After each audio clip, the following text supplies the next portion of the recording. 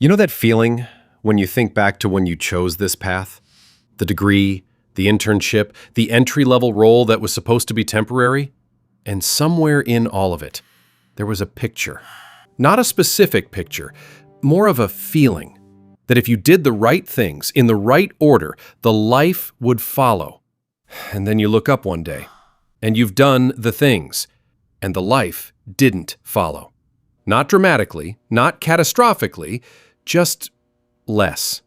Less room, less cushion, less of the version of the future you were quietly working toward the whole time. That's not failure. That's not ingratitude. That's what happens when a career path that was built on one set of economic assumptions keeps making promises it was designed for a world that no longer exists.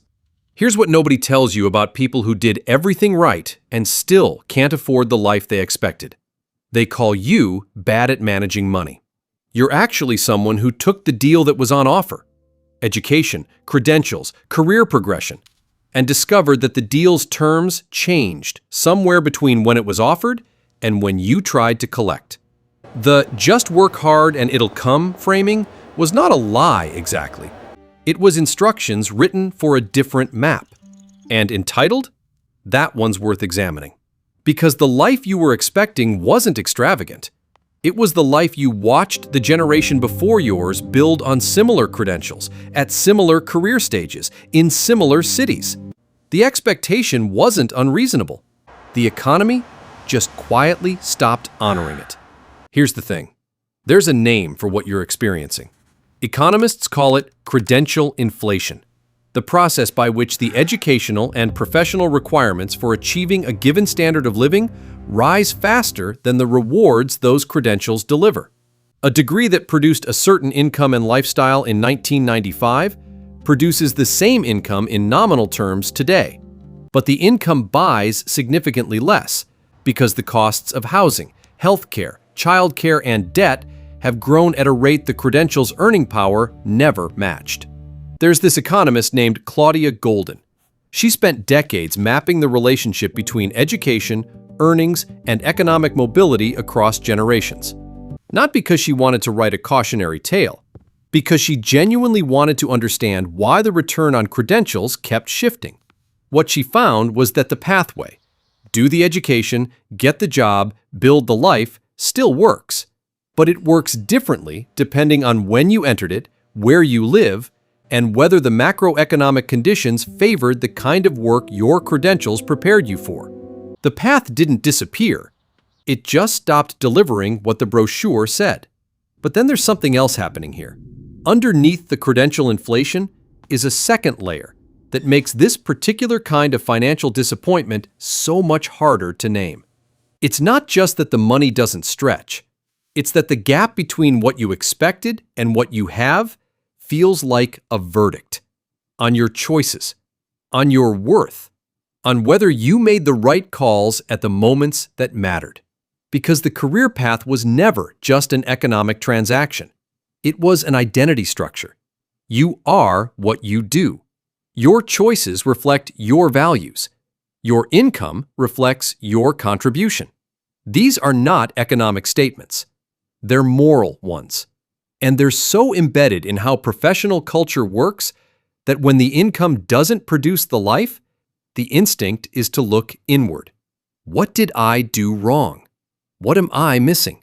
Why isn't it working for me when it seems to work for everyone else? Have you ever felt embarrassed admitting that you're financially stretched? Not because you've been reckless, but because the math of your actual life doesn't match the math you thought you were signing up for? That embarrassment is not irrational. It's the collision between what the path promised and what the path delivered. And the culture that sold you the path has very little incentive to acknowledge the difference. Now here's where it gets interesting. The promise was specific even when it wasn't stated. Own a home by a certain age. Have children without the calculus becoming impossible. Take a vacation without it feeling financially reckless. Save enough that the future feels like something you're building toward rather than something you're hoping to survive. These were not luxury aspirations. They were baseline expectations built into the implicit contract between a generation and the professional path it was handed. And here's what happened to that contract. Housing costs in most major cities have increased at 3 to 4 times the rate of wage growth over the last 30 years. Childcare in many markets now costs more than a college education.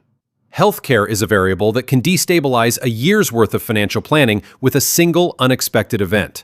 Student debt, the price of the credential that was supposed to make everything else possible, now follows people into their 40s.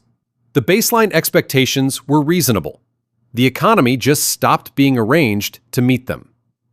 But let's clear something up. The conversation around this gap almost always ends in the same place: individual financial behavior. Spend less, save more, optimize, invest earlier. And some of that is genuinely useful at the margins. But it is an individual response to a structural shift, and the scale of the mismatch between the two is significant. Because the people giving the advice, the ones who built their lives on the older version of the deal, are often not wrong about what worked for them.